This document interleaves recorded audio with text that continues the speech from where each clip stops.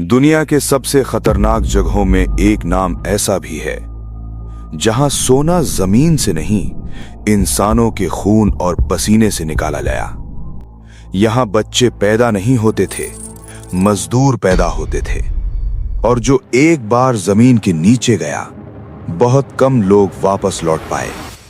ये कहानी है एक ऐसी जगह की जो कभी एशिया की सबसे अमीर गोल्ड माइन थी। आज दुनिया उसे जानती है कोलार गोल्ड फील्ड्स के नाम से। इंडिया के कर्नाटका राज्य में बेंगलोर से लगभग 100 किलोमीटर दूर एक छोटा सा शहर है कोलार गोल्ड फील्ड्स। आज ये जगह शांत है, लेकिन एक वक्त था जब यहां से निकलता सोना पूरी दुनिया में मशहूर था। 1860 के आसपास एक ब्रिटिश एक्सप्लोरर माइकल लवेल को यहां की मिट्टी में सोने के निशान मिले। यही डिस्कवरी आगे चलकर इंडिया की सबसे बड़ी गोल्ड माइनिंग इंडस्ट्री बन गई। 1880 के बाद ब्रिटिश कंपनीज ने कोलार गोल्ड फील्ड्स में बड़े लेवल पर माइनिंग शुरू की। सबसे फेमस माइन थी चैंपियन रीफ माइन।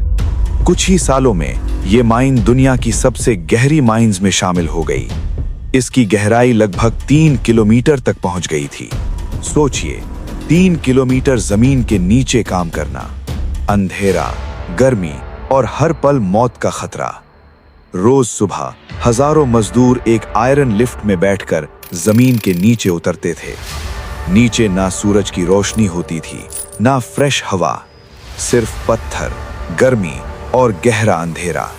मजदूर छोटी सी लैंप की रोशनी में पत्थर तोड़ते थे। कई बार टनल कोलैप्स हो जाती थी, कई बार गैस लीक हो जाता था, और कई बार मजदूर वापस घर नहीं लौट पाते थे। जब माइनिंग अपने पीक पर थी, तब कोलार गोल्ड फील्ड्स सिर्फ एक माइन नहीं, एक पूरा शहर बन चुका था।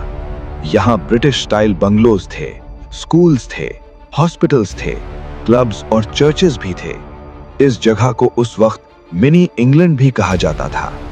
एक और इंटरेस्टिंग फैक्ट, इंडिया में सबसे पहले इलेक्ट्रिसिटी यही माइनिंग एरिया में यूज हुई थी। 120 साल की माइनिंग हिस्ट्री में कोलार गोल्ड फील्ड से 800 टन से भी ज्यादा सोना निकाला गया। एक वक्त पर इंडिया के टोटल गोल्ड प्रोडक्शन का सबसे बड़ा हिस्सा यहीं से आता था। इस सोने ने पूरी दुनिया का ध्यान इस छोटे से शहर की तरफ खींच लिया। लेकिन हर कहानी की तरह ये कहानी भी हमेशा नहीं चल सकती थी। समय के साथ सोना कम हुआ, खर्चा बढ़ा, और 2001 में कोलार गोल्ड फील्ड्स बंद हो गया।